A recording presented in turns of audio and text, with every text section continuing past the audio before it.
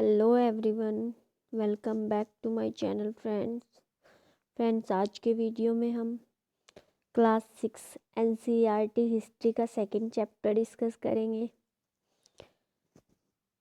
तो चलिए स्टार्ट करते हैं। आज का हमारा चैप्टर है चैप्टर नंबर 2, आखेट और खाद्य संग्राहक से भोजन उत्पादन तक। तो आज हम इसकी समरी डिस्कस करेंगे। इसकी समरी में सबसे पहला पॉइंट जो आता है ये आता है कि खाने के लिए जंगली जानवरों का शिकार करने वालों को आखेटक यानी कि शिकारी और फल फूल दाने पौधे पत्तियां अंडे इकट्ठा करने वाले को संग्राहक कहा जाता था। इसके बाद एक पॉइंट आता है जिससे मल्टीपल टाइम सीटेट में क्वेश्चन बने हैं कि आखेटक तथा खाद्य संग्राहक समुदाय के लोग एक स्थान से दूसरे स्थान पर घूमते थे। ऐसा करने के कई कारण थे। इसमें जो सबसे पहला कारण था वो ये था कि एक जगह पर ज़्यादा दिन रहते तो वहाँ के पेड़ पौधे तथा जानवरों को खाकर समाप्त कर देते थे। तो जब वहाँ पे पेड़ पौधे और जानवर समाप्त हो जाएंगे तो वो कैसे रहेंगे, तो इसलिए उन्हें जाना पड़ता था। नेक्स्ट जो इसमें रीज़न आता है वो ये आता है कि जानवर अपने शिकार तथा हिरण और मवेशी अपना चारा ढूंढने के लिए एक स्थान से दूसरे स्थान पर जाया करते थे।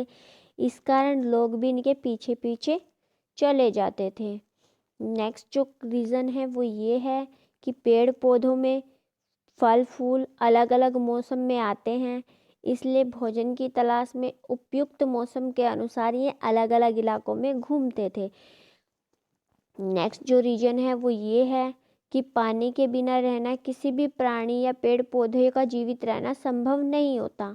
तो जो पानी है वो नदियों और झीलों में अगर सूख जाता था तो फिर वो बारिश के समय ही मिलता था, इसलिए सूखे के मौसम में पानी की तलाश में भी इन्हें इधर से उधर जाना पड़ता था।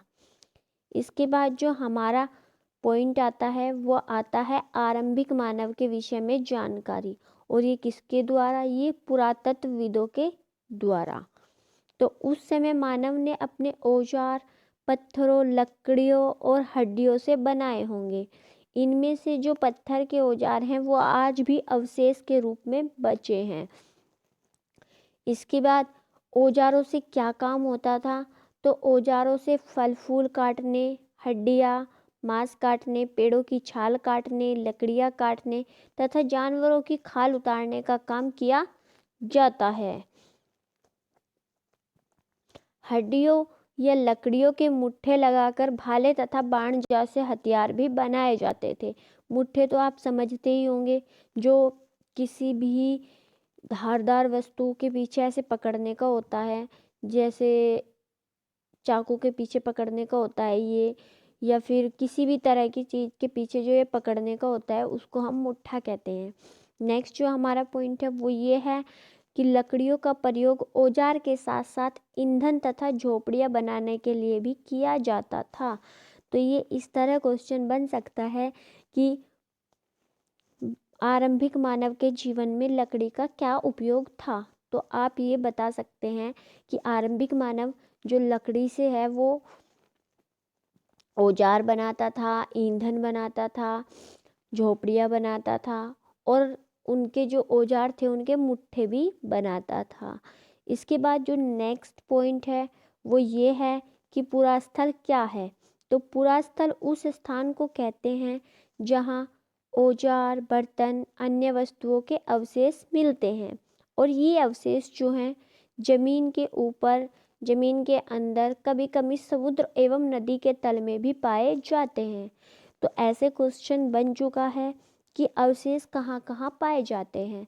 तो ये अवशेष जो हैं जमीन के ऊपर, जमीन के अंदर, समुद्र में और नदी तल में भी मिले हैं। अब हम बात करेंगे टाइम पीरियड्स की, कि जो हमारा हिस्ट्री का टाइम पीरियड है वो कैसे बटा हुआ है। तो इसमें जो मानव के आरंभिक काल को क्या कहा जाता है, मानव के आरंभिक काल को पूरा पाषाण काल कहते हैं। इसमें पूरा का मतलब होता है प्राचीन और पाषाण का मतलब होता है पत्थर। पूरा पाषाण काल का जो टाइम पीरियड है वो 20 लाख साल पहले से 12,000 साल पहले तक है, और ये जो है सबसे लंबा कालखंड है। इसे भी 3 भागों में बांटा गया है, आरंभिक पूरा पाषाण काल, मध्य पूरा पाषाण काल और उत्तर पूरा पाषाण काल। इसमें मानव इतिहास की 99% कहानी घटित हुई है। ये क्वेश्चन पूछा गया है कि मानव का इतिहास जो है वो सर्वाधिक किस युग में हुआ है, तो ये सबसे ज़्यादा जो है पूरा पाषाण काल में हुआ है। इसके बाद 12,000 से 1,000 वर्ष पहले तक के समय 12,000 से 10,000 वर्ष पहले तक का समय जो है वो मध्य पाषाण युग कहलाता है। और ये पॉइंट यूपी टेट और सी टेट दोनों में पूछा गया है कि जो सबसे ज़्यादा पर्यावरणीय बदलाव हैं वो किस काल में हुए हैं, तो ये मध्य पाषाण काल में ही हुए हैं। और इसी कारण से इसे मेसोलिथ यानी कि मध्य पाषाण युग भी कहते हैं। मध्य पाषाण युग के जो हथियार थे या औजार थे वो पत्थर के थे और आमतौर पर बहुत छोटे थे। अब जो छोटी वस्तुएं होती हैं उनको हम क्या कहते हैं, उनको हम माइक्रो कहते हैं। अब आपको इसको रटने की ज़रूरत नहीं है, क्योंकि जो माइक्रो होती है इसी कारण से इस युग को जो है वो माइक्रोलिथ भी कहा जाता है। इस युग में लकड़ियों और हड्डी के मुट्ठे लगे हाशिया तथा आरी जैसे औजार भी मिलते हैं। ये क्वेश्चन भी पूछा गया है कि हाशिया तथा आरी किस युग के हथियार हैं, तो ये मध्य पाषाण युग के हथियार हैं। इसके बाद नेक्स्ट पॉइंट हमारा जो बनता है वो बनता है कि 10 वर्ष पहले के बाद के को नवपाषाण युग कहा जाता है। भीमबेटका मध्य प्रदेश में है और वहाँ पर गुफाएं तथा कंदराएं मिली हैं जिनमें मानव रहा करता था, और ये जो है वो नर्मदा घाटी के पास स्थित हैं। ये आपने पढ़ा था फर्स्ट लेसन में भी कि जो मानव है उसने नर्मदा नदी के किनारे रहना शुरू किया था। इसके बाद जो नेक्स्ट पॉइंट है वो है शैल चित्र। जिन गुफाओं में लोग रहते थे उनकी दीवारों पर मिले जो चित्र हैं उनको हम शैल चित्र या भित्ति चित्र कहते हैं। और ये चित्र जो है मध्य प्रदेश और दक्षिणी उत्तर प्रदेश में मिले हैं। इसके बाद जो पूछा गया है ये यूपी टेट में मल्टीपल टाइम पूछा जा चुका है कि कुर्नूल की गुफाएं जो है वो कहाँ है, तो कुर्नूल की जो गुफाएं हैं वो आंध्र प्रदेश में है और यहाँ से राख के अवशेष मिले हैं। ये आपका इम्पोर्टेंट पॉइंट हो जाता है। इसके बाद जो हमारा टॉपिक है इसी लेसन में वो है बदलती जलवायु, यानी कि जलवायु परिवर्तन जो है ये कैसे हुआ।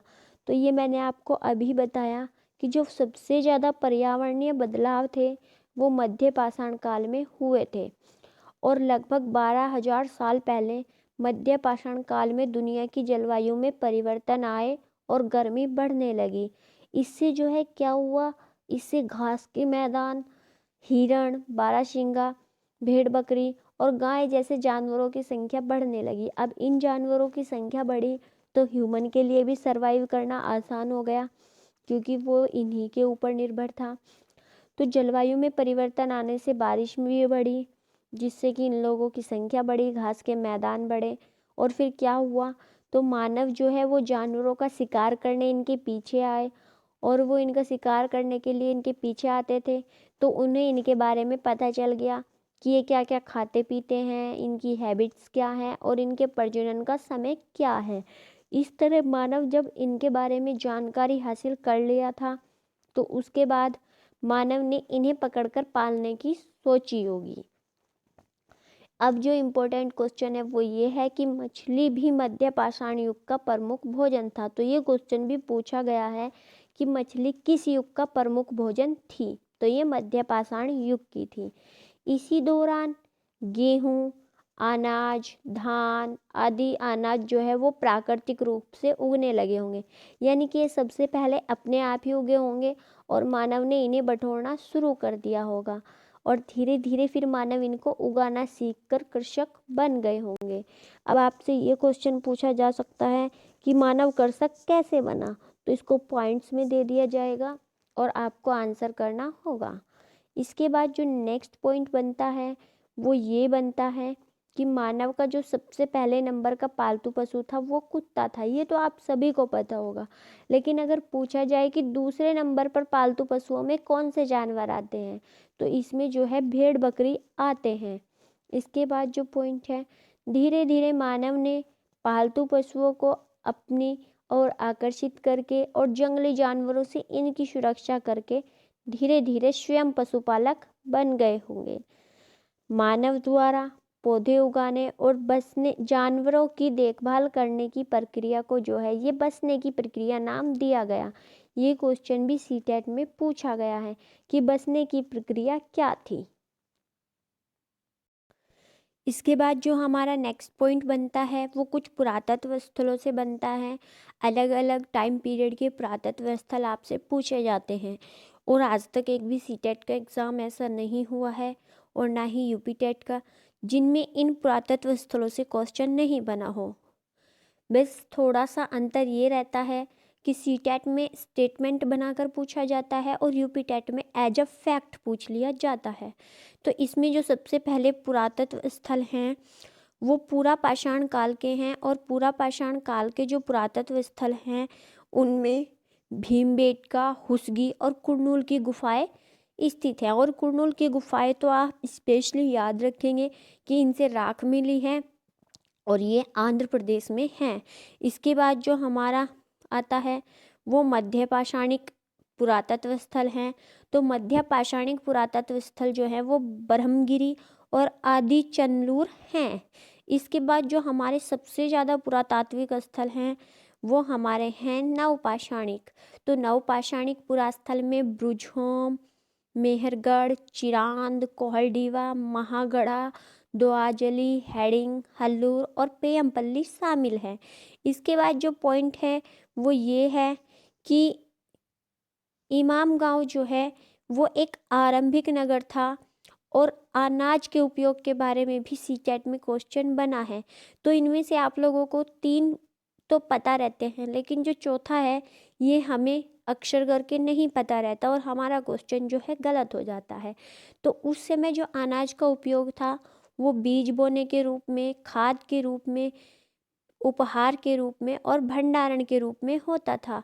ये 3 तो आपको पता ही होंगे, लेकिन जो उपहार के रूप में है ये भी आपको याद रखना है कि जो प्राचीन काल में अनाज है वो उपहार के रूप में एज अ गिफ्ट भी दिया जाता था।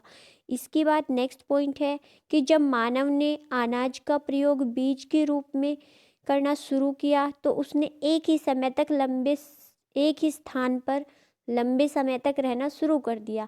ऑब्वियस सी बात है फ्रेंड्स कि अगर आप एक स्थान पर बीज बोएंगे तो उसकी निराई, गुड़ाई, सिंचाई, बहुत सारी देखभाल करनी होगी। तो उसमें समय समय पर पानी डालना, पौधों की देखभाल करना, इस सब में एक लंबा समय लगता है, तब जाकर फसल उगती है। तो इसलिए मनुष्य ने एक स्थान पर लंबे समय तक रहना शुरू कर दिया। अब मनुष्य को बीज भंडारण के विषय में भी सोचना पड़ा क्योंकि उसे कृषि के विषय में जो है जानकारी हो गई थी। तो बीज को कैसे भंडार किया जाए इसके विषय में भी उसको सोचना पड़ा। इसके बाद एक पॉइंट हमारा आता है जो कि इम्पोर्टेंट है कि जानवर जो है वो चलते फिरते भंडार हैं। तो सीटेट में क्वेश्चन ऐसे बनता है कि भंडार के विषय में क्या सत्य है। तो आप लोगों को अगर कहें कि जानवर भी भंडार हैं तो ये आप लोग सोच नहीं पाएंगे, जबकि ये सच है। और जानवर और उनके बच्चों से जो है दूध और उनकी संख्या जब अधिक हो जाती है तो वे मांस भी देते हैं जो कि भोजन का अच्छा स्रोत है। तो जानवरों से हमें बच्चे मिलते हैं उनके, जिनको हम पाल सकते हैं, दूध मिलता है और जब उनकी संख्या बहुत बढ़ जाती है तो उनसे मांस भी प्राप्त होता है। इसके बाद जो पॉइंट है वो ये है कि मानव स्थायी जीवन की ओर, कि मानव जो है स्थायी जीवन में कैसे आया। तो आग की खोज तो मानव ने पूरा पाषाण काल में ही कर ली थी, परंतु इसका प्रयोग उसने नवपाषाण काल में सीखा। फ्रेंड्स देखिए इसमें यूपी टेट से जो क्वेश्चन है वो बनता है और इसमें स्टेटमेंट 2 तरह के बनते हैं कि मानव ने जो है आग की खोज कब की। तो अगर पूछे आग की खोज कब की तो ये उसने पूरा पाषाण काल में की थी, लेकिन अगर प्रयोग पूछा जाए तो प्रयोग जो है वो नवपाषाण काल में सीखा था। इसके बाद जो पॉइंट है वो ये है कि बुर्ज होम में लोग जो है वो गड्ढे के नीचे ज़मीन में घर बनाते थे, जिन्हें गर्तवास कहा जाता था। तो ये भी पूछा गया है कि गर्तवास कहाँ पर है, और इनमें उतरने के लिए जो है सीढ़ियाँ बनी होती थी। इसके अंदर तथा बाहर आग जलाने के स्थल मिले हैं। इस पॉइंट से भी यूपी टेट और सी टेट दोनों में क्वेश्चन बने हैं, तो ये आपको याद। इसके बाद जो है वो है नवपाषाण युग के उपकरण, और इन उपकरणों में जो है पॉलिश वाले उपकरण, जस्ट ए मिनट फ्रेंड्स, इस युग के उपकरणों में जो है वो पॉलिश वाले उपकरण, ओखली, मूसल, मिट्टी के बर्तन, और इस युग में मानव जो है वो कपड़ा भी बुनने लगे थे और उसके लिए कपास भी उगाने लगे थे। इसके बाद पॉइंट आता है मेहरगढ़ के बारे में। तो मेहरगढ़ जो है वो ईरान जाने के रास्ते पर बेलन दर्रे के पास जो है वो स्थित है, और यहीं पर मानव ने सबसे पहले जौ, गेहूं उगाना शुरू किया था और भेड़ बकरी पालन भी शुरू किया था। यहाँ से हिरण, सूअर और भेड़ बकरी की हड्डियाँ मिली हैं। तो ये पूछा जा सकता है कि मेहरगढ़ से किस किस जानवर की हड्डी मिली हैं, तो आप ये याद रखेंगे। इसके बाद जो है यहाँ के घरों की कुछ विशेषताएं हैं। यहाँ पर चौकोर तथा आयताकार घरों के अवशेष भी मिले हैं, जिनमें 4 या उससे अधिक कमरे हैं, और ये पॉइंट सीटेट में पूछा जा चुका है। इसके बाद जो है मेहरगढ़ में जो कब्र हैं उनमें शव के साथ बकरी को भी दफनाया गया है, और ये क्वेश्चन इम्पोर्टेंट बन जाता है कि कहाँ पर कब्र में शव के साथ बकरी को दफनाया गया था। इसके विषय में शायद वो लोग ऐसा सोचते होंगे कि ये मृतक के खाने के लिए है। इसके बाद जो हमारा पॉइंट आता है वो अन्यत्र, यानी कि इसी टाइम पीरियड में भारत के अलावा अलग अलग जगहों पर क्या चल रहा था। तो इसमें जो है वो फ्रांस की गुफा की चित्रकारी के बारे में कहा गया है। ये चित्रकारी लगभग 20,000 से 10,000 साल पुरानी है, और इसमें जंगली घोड़े, गायें, भैंस, गेंडा, रेंडियर, बारहसिंगा और सूरों के चमकीले चित्र मिले हैं। ये चित्र आज भी जो के त्यों ही महसूस होते हैं, क्योंकि ये जो हैं गहरे रंगों से बनाए गए हैं, और इन रंगों को लोह अयस्क और चारकोल जैसे पदार्थों से बनाया गया था। तो ये पॉइंट आप याद रखेंगे। इसके बाद हमारा जो मोस्ट इम्पोर्टेंट है वो तुर्की के विषय में है, और यहाँ से क्वेश्चन बन चुका है। तो यहाँ जो है नवपाषाण युग का प्रसिद्ध पुरास्थल चाताल हयूक प्राप्त हुआ है, और यहाँ से सीरिया से लाई गई चकमक पत्थर सीटेट में पूछी जा चुकी है। तो ये सीरिया से लाई गई थी, और लाल सागर की कौड़ियाँ और भूमध्य सागर की सीपियाँ भी प्राप्त हुई हैं। इसके बाद जो पॉइंट है वो पहिए के बारे में है कि इस समय तक मानव ने जो है वो पहिए का आविष्कार नहीं किया था, और लोग अपनी सामान को अपनी पीठ या फिर जानवर की पीठ पर लाद कर ले जाते थे। इसके बाद कुछ इम्पोर्टेंट जो है वो तिथियां हैं, जो कि हमसे सी टेट में भी मल्टीपल टाइम पूछी गई हैं और यूपी टेट में भी। तो इसमें जो है मध्य पाषाण युग का टाइम पीरियड है, जो कि 12,000 से 10,000 साल पहले तक का है, और बसने की प्रक्रिया का आरंभ जो है ये बहुत इम्पोर्टेंट है, इसको आप याद रखेंगे। तो बसने की प्रक्रिया का आरंभ जो है लगभग 12,000 साल पहले शुरू हो गया था, और नवपाषाण युग का आरंभ जो है वो 10,000 साल पहले हुआ था, और मेहरगढ़ में बस्ती का आरंभ जो है वो लगभग 8,000 साल पहले हो गया था। तो फ्रेंड्स, आज के वीडियो में इतना ही। नेक्स्ट वीडियो में हम चैप्टर नंबर 3 को डिस्कस करेंगे। इस वीडियो को देखने के लिए आप सभी का धन्यवाद। Thanks for watching.